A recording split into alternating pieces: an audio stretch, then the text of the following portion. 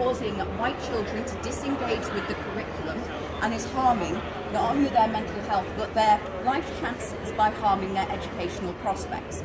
So, seeing as if all other races are allowed to represent themselves and the issues that their races have, I think that it's important, seeing as if our particular racial group happens to be the lowest group going on into university, has the lowest attainment, and this has been proven by the government who released a report, The Forgotten, this year about the white working class. So just like any other race, we are sticking up for our children and ensuring that they are included, that their mental health is considered.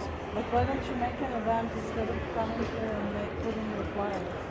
Because we, as white people, aren't allowed to talk about these issues. We're not allowed to story, we're not allowed to talk about race and the impact that these... About class, right? No, we talk about race. We talk about how this is impacting white children. It's not about class, because some of these white children are more economically disadvantaged than their black and ethnic minority peers. How can you say that a black boy who comes from a socio-economically advantaged background is more or is less privileged than a white boy who's on free school meals? It's different kinds of privileges as well. No, there's no such thing as white privilege. There is such thing as socio-economic privilege. But as a white student, as a white student, and like other white students, many of us are disengaged with the curriculum. When they talk about psychological harm, do they talk about the million white school children that have been raped in religiously and racially motivated offences by Muslim Pakistani gangs? What about our schools that ignore that? What about our schools that ignore the sexual assaults of white girls?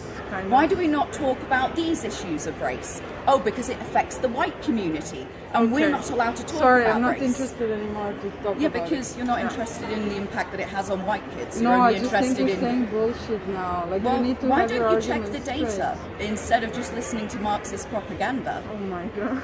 Have a look at the Forgotten report.